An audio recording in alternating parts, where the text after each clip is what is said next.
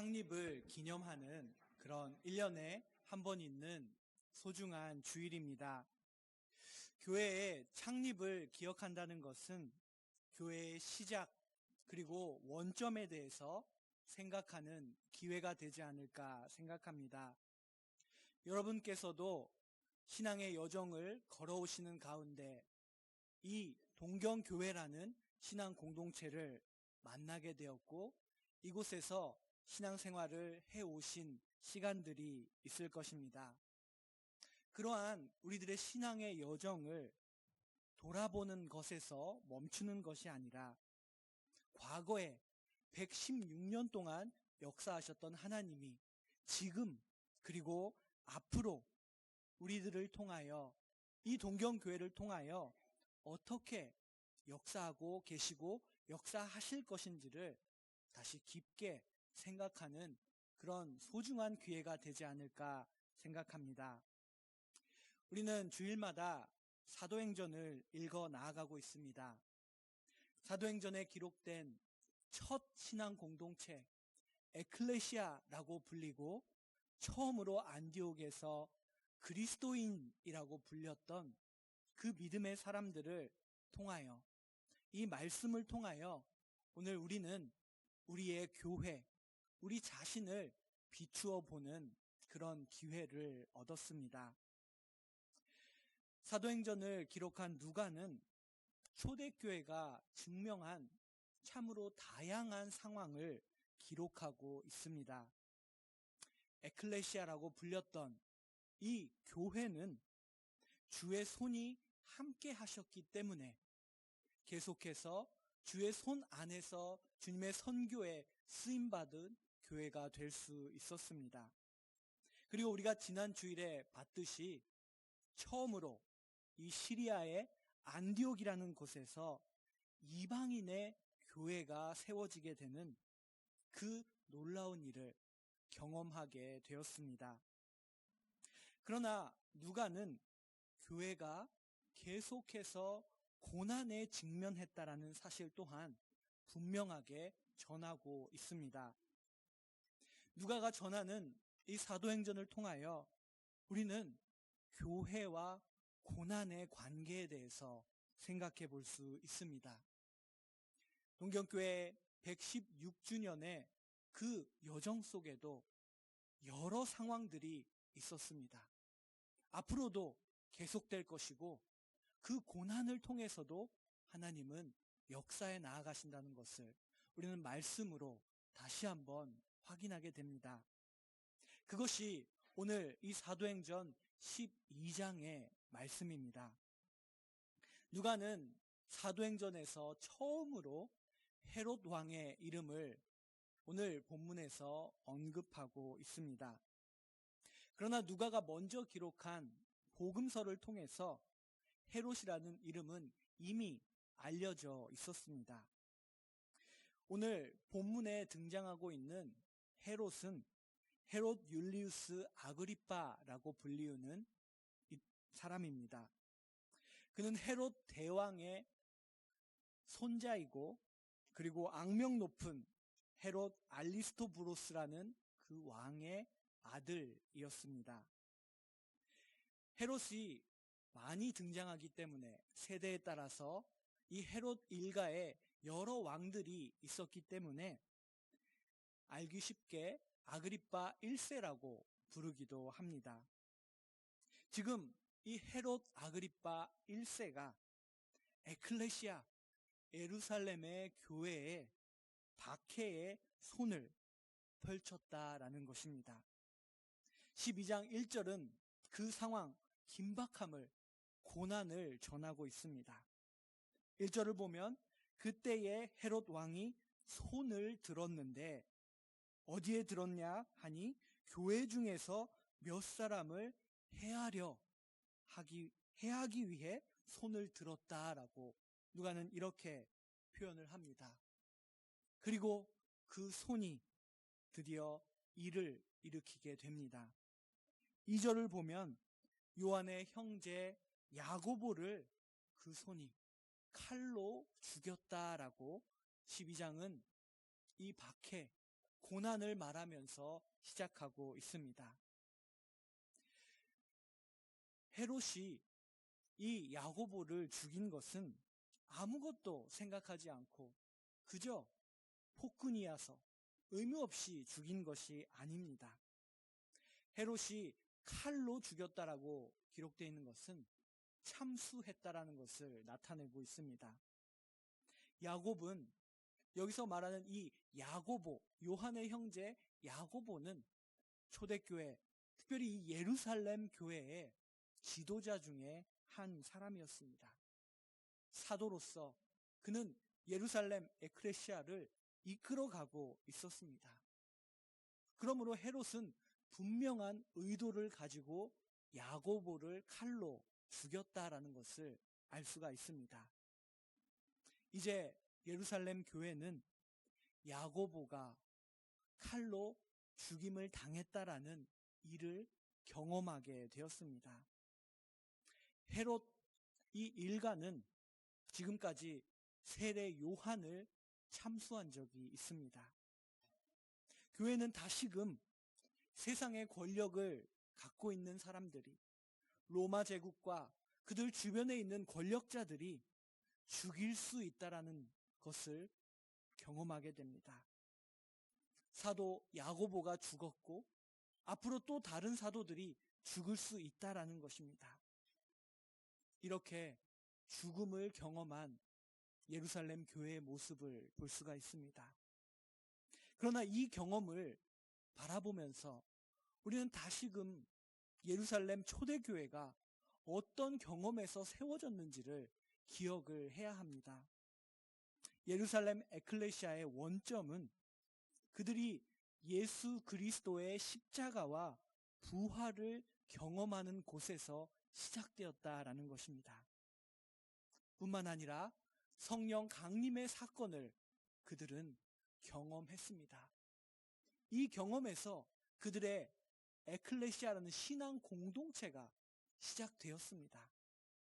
그러나 그렇게 시작된 믿음의 여정은 계속되고 있다는 것을 오늘 본문은 우리들에게 말합니다. 예수를 주로 그리스도로 고백하는 그 발걸음은 계속되어 나아가는데 그 가운데 초대교회의 성도들은 여러 일들을 경험해 나간다라는 것입니다. 앞으로 이제 또 다른 사도 베드로가 이 폭군 헤롯에 의해 살해당할지 모른다는 것을 초대교회는 생각하고 있습니다. 이미 한번 야고보의 죽음을 경험했기 때문에 그들은 그 결말을 상상할 수 있었을 것입니다. 물론 야고보가 그렇게 육체의 죽음으로 끝난 것이 아니라는 것을 그들은 알고 있었을 것입니다. 예수 그리스도의 부활의 소망을 갖고 있었기 때문입니다. 그러나 아무리 그래도 그들은 이 야고보의 죽음이 그들에게 끼치는 여러 영향을 외면할 수는 없었을 것입니다. 야고보의 죽음 앞에서 초대교회 성도들은 하나님의 뜻은 과연 어디 있을까? 이제 곧 베드로도 헤롯의 손에 의해 죽을 텐데 그렇다면 하나님의 뜻은 어디 있단 말일까? 초대교회는 지금 하나님의 뜻을 구하며 기도하고 있습니다. 오늘 본문에 앞서 있는 12장 3절은 이 헤롯의 의도를 조금 더 구체적으로 보여주고 있습니다. 3절을 보니 유대인들이 이 일을 기뻐하는 것을 봤다.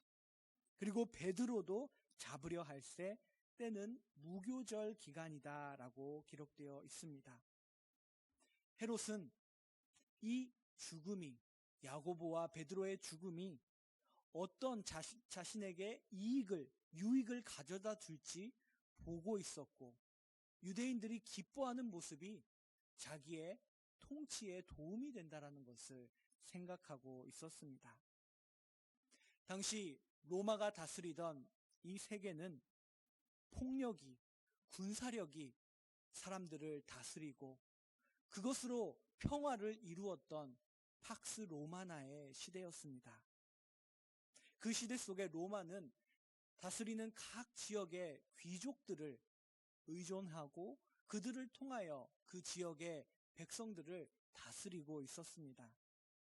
그렇기 때문에 로마 제국에 의해 권한을 받고 있던 이 헤롯 일가, 헤롯 왕가가 어떤 폭력, 어떤 살해를 벌인다 해도 그것은 있을 수 있는 일이었고 그런 시대였습니다.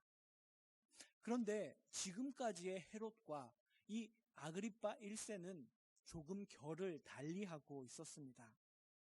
그는 다른 헤롯 왕들과는 달리 유대인들에게 가깝게 여겨졌던 헤롯 왕이었습니다.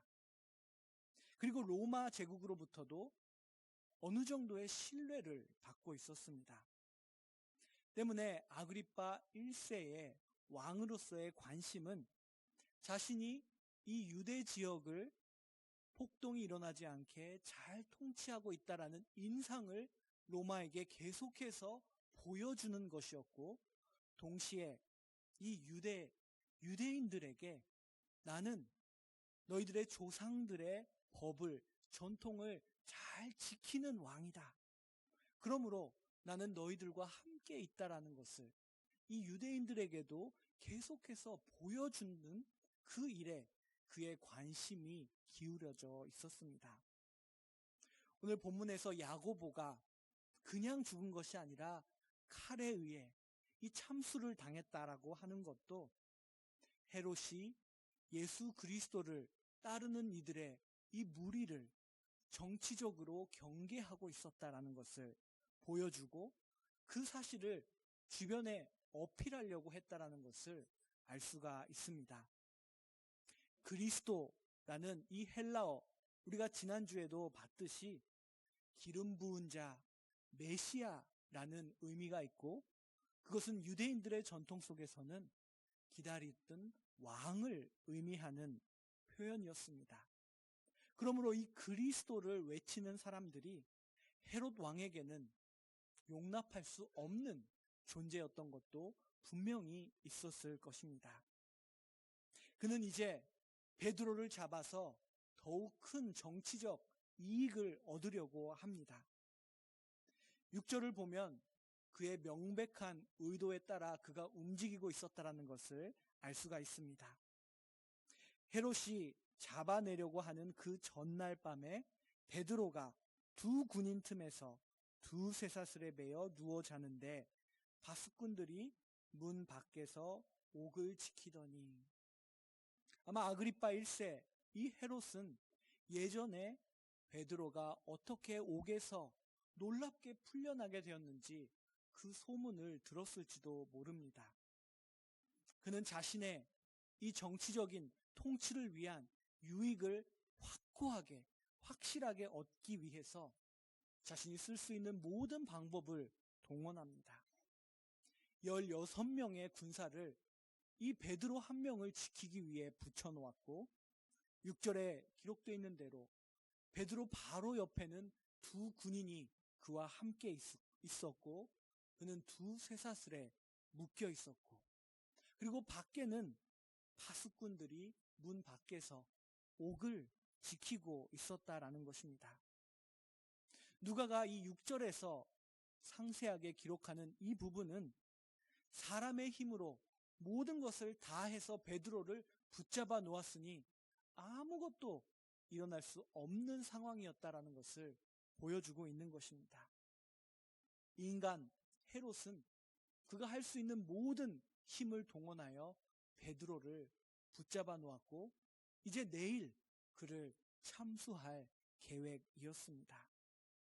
이제 몇 시간 후가 지나면, 아침이 되면 베드로는 죽게 될 것입니다. 그런데 오늘 본문은 그런 모든 희망이 없어진 것 같은 상황 속에서 주의 천사가, 즉 하나님께서 개입하셨다라는 것을 보여주고 있습니다.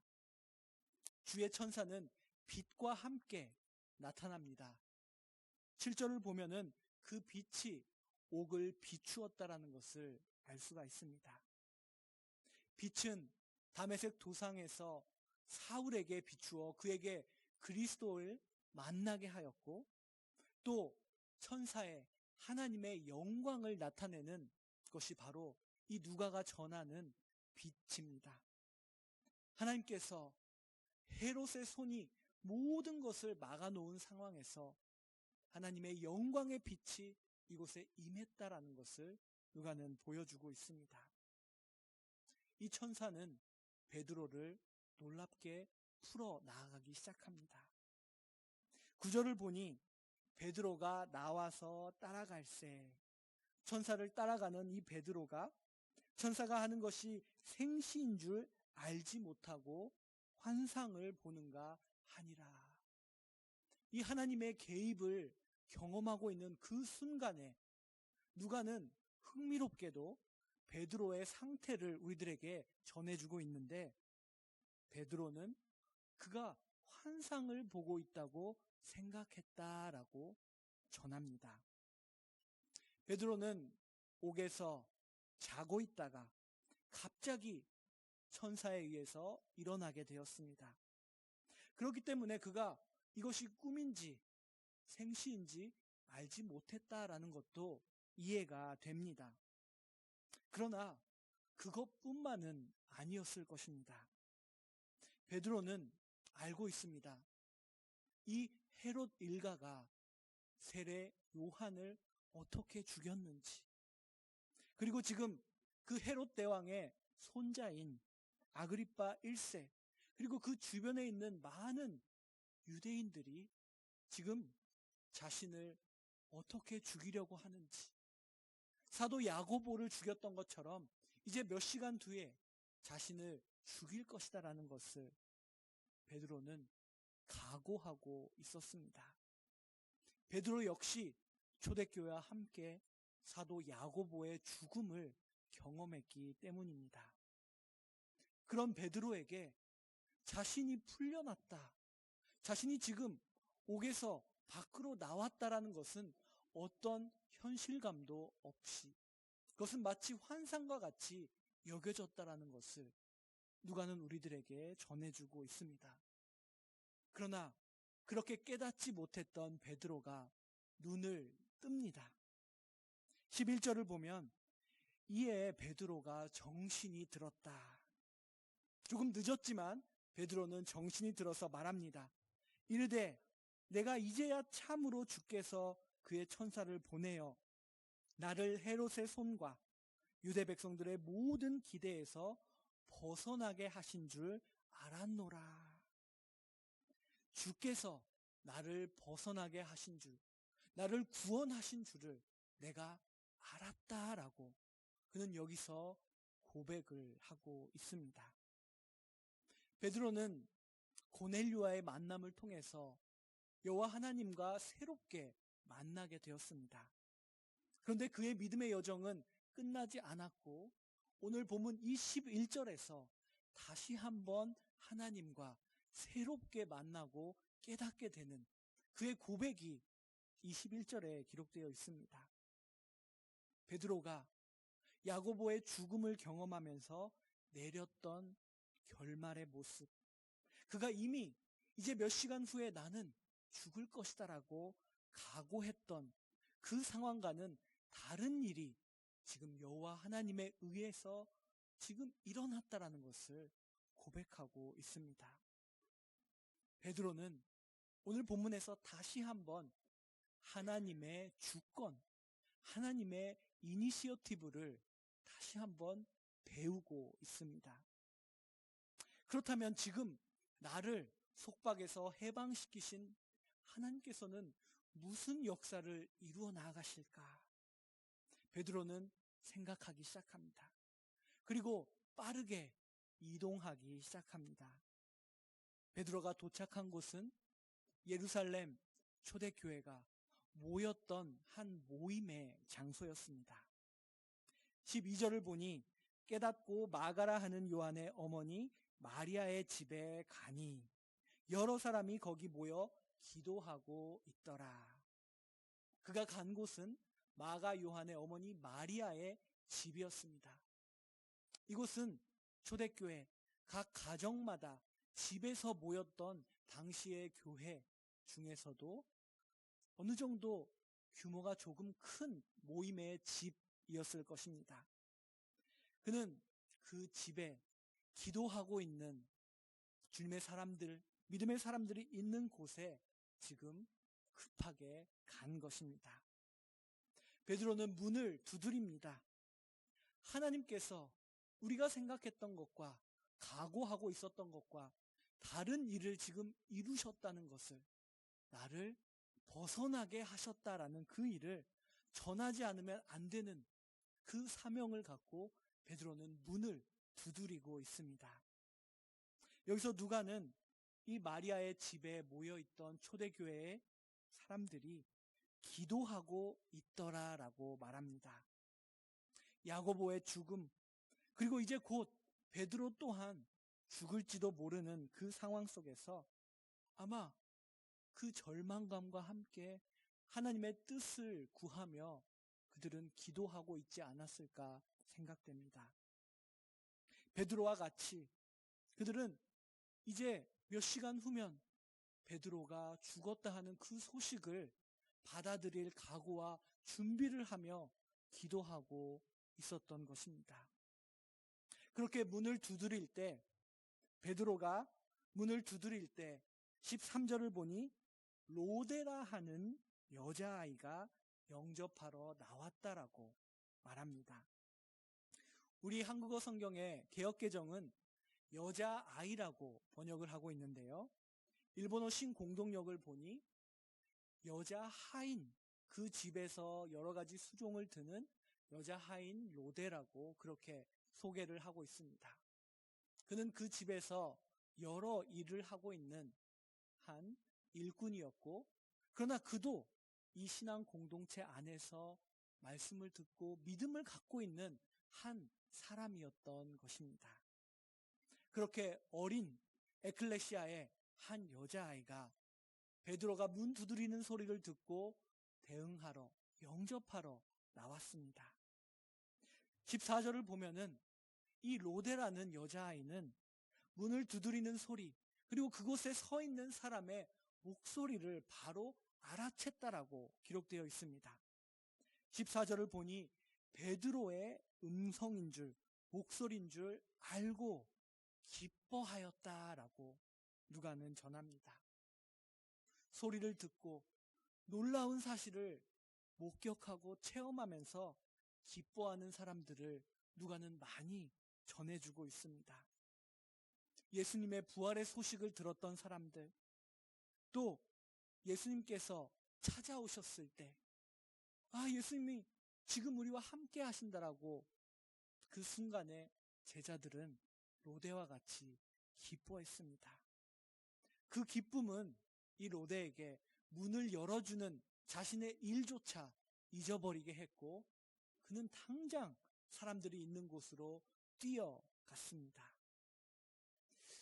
누가는 왜 이 여자아이, 한 집에서 수발을 드는 여러 가지 일을 하는 이 하인의 이름까지도 기억하면서 오늘 말씀에 이 로데에 대한 이야기를 기억하고 있는 것일까요? 그것은 이 로데가 느꼈던 기쁨 속에, 그가 참으로 지금 베드로가 여기 서 있습니다라고 외쳤던 그 믿음의 고백 속에 초대교회가, 그리고 누가가 전하고 싶은 아주 소중한 무언가가 있다라는 것을 알았기 때문에 이름까지 기록하면서 로데를 전하고 있습니다. 로데와 대조적으로 지금 이 예루살렘 교회의 사람들은 마리아의 집에 모여서 기도를 하고 있지만 로데가 전하는 베드로 해방의 소식을 받아들일 수가 없었습니다. 15절을 보면은 베드로가 지금 서 있다고 외치는 로데에게 너는 미쳤다라고 말하고 있습니다.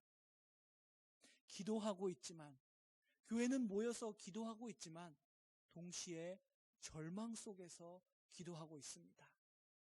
그들의 이런 기도는 하나님께서 벗어나게 하신 그 역사를 받아들일 수 없는 그들의 마음의 상태, 믿음의 상태를 만들어 놓고 있었습니다. 이 기도하는 교회의 모습은 우리들의 기도를, 우리들의 공동체를 다시금 돌아보게 합니다. 누가는 이 장면을 통해서 무엇을 전하고 싶었을까요? 초대교회에 믿음이 있는 예수 그리스도의 십자가와 부활과 성령의 강림을 경험했던 이 사람들이 이렇게 흔들리는 모습을 그대로 보여주고 있습니다. 그러나 어딘가 모르게 이 기도하면서도 절망하고 하나님의 역사를 받아들이지 못하는 그 모습에는 친근감이 느껴집니다. 왜냐하면 저의 신앙 속에도, 누가의 신앙 속에도 그런 신앙의 여정 속에 다양한 경험 가운데 혼란스럽고 의심하기도 하고 믿음이 흔들리는 순간들이 있기 때문입니다. 누가는 그런 리얼한 살아있는 있는 그대로의 초대교회의 신앙의 모습을 우리들에게 보여주고 있습니다. 베드로는 문을 두드리기를, 로데가 문을 열어주지 않았지만 계속해서 문을 두드렸습니다. 16절을 보면 베드로가 문 두드리기를 그치지 아니하니 그들이 문을 열어 베드로를 보고 놀라는지라. 베드로는 지금 하나님께서 나를 벗어나게 하셨다, 주께서 나를 구원하셨다라는 이 소식을 전해야만 합니다. 그러므로 그는 문을 계속해서 두드리고 있습니다. 그리고 이제 초대교회도 마리아의 집에 모여있던 사람들도 눈앞에 서 있는 해방된, 구원을 받은, 벗어나게 된 베드로의 모습을 보게 되었습니다. 그리고 16절 마지막에 놀라는지라라고 전합니다. 베드로와 동일하게 예루살렘의 신앙 공동체 에클레시아도 지금 주 하나님과 새롭게 만나고 있습니다. 그들이 기도하면서도 먼저 내었던, 상상했던 그 결말, 베드로의 죽음과는 다른 일을 하나님께서 이루신, 역시 주권이 하나님 손에 있다라는 것, 헤롯의 손이 아니라 하나님의 손에 있다라는 것을 다시 한번 초대교회가 배우는 순간이었습니다. 오늘 이 사도행전 12장을 통해서 누가는 주의 천사의 등장, 그리고 그를 통하여 하나님께서 지금 그 선교를 어떻게 이끌어 가시는지를 우리들에게 전해주고 있습니다. 하나님께서는 이 사도행전 가운데 누구보다도 활발하게 일하시는 분이십니다. 성령을 통하여, 천사를 통하여, 초대교회의 사도들과 성도들을 통하여 하나님 자신이, 하나님께서 누구보다도 역사하시고 운행하시고 일하시고 계시는 모습을 누가는 전해주고 있습니다. 그런데 그 하나님의 일하심을, 역사를 바라보지 못하고 환상으로 생각했던 베드로의 모습, 그리고 로데가 전했던 베드로가 지금 여기 있다라고 말하는 그 소식을 받아들이지 못하고 너가 미쳤다라고 말하는 그 교회의 모습을, 그리고 더 나아가 오늘 이 말씀을 읽고 있는 우리들의 모습을 지금 누가는 보여주고 있습니다. 반면에 작은 장미 봉우리라는 이름, 로데라는 이름을 가졌던 이 여자아이, 이 아이는 어땠습니까? 그는 누가 뭐래도 이 신앙 공동체에 믿음을 가진 한 사람이었습니다. 그리고 그는 누구보다도 빨리 하나님께서 베드로에게 하신, 벗어나게 하신 그 역사를 바라본 사람이었고, 그 역사를 받아들이고 기뻐하며 그 소식을 전하기 위해 달려갔던, 미쳤다고 해도 계속해서 아니다라고, 하나님께서 이루셨다라고 외쳤던 한 사람이었습니다. 로데는 왜 보지도 않았는데 베드로의 목소리를 알아챌 수 있었을까요? 그것은 아마 로데가 베드로를 위해 기도하면서 헤롯의 손보다 크신 하나님의 손을 신뢰하고 있었기 때문일 것입니다. 그는 누구보다도 먼저 그 소식을 받아들인 한 사람으로서 누가는 그의 이름을 이 사도행전에 기록하면서 교회의 모습, 교회에 속한 사람들의 신앙의 모습, 그리고 지금 역사하시는 하나님을 바라볼 수 있었던 이 로데의 모습을 우리들에게 전해주고 있습니다. 헤롯의 손으로부터 벗어나게 하신 주의 손, 지금도 교회의 역사를 이끌어 나아가시며 그 손으로 우리와 함께 하시고 우리를 구원하시며 인도해 나가시는 그 손을 바라보는 우리 모두가 되기를 간절히 소망합니다. 기도하겠습니다. 전지 만물을 창조하시고 하나님의 백성을 구별하셔서 지금도 하나님의 구원의 역사를 이끌어 가시는 놀라우신 하나님, 오늘 창립 기념주일을 맞이하게 하시고 사도행전을 통하여 초대교회의 모습, 그리고 우리 동경교회의 모습을 돌아보게 하시니 감사합니다. 주님 앞에서 다양한 경험을 해 나아가며 신앙의 여정을 걸어가고 있는 우리들이 지금 어떤 상태에 있는지, 우리가 무엇을 기도하며 어떠한 영의 눈으로 이 시대를, 사람들을, 세상을 바라보고 있는지 깨닫게 해주시고, 우리가 하나님께 쓰임받는 이 시대의 하나님의 구원의 역사에 동참하는 그런 교회, 그런 믿음의 사람들이 될 수 있도록 인도하여 주시옵소서. 예수 그리스도의 이름으로 기도드립니다. 아멘.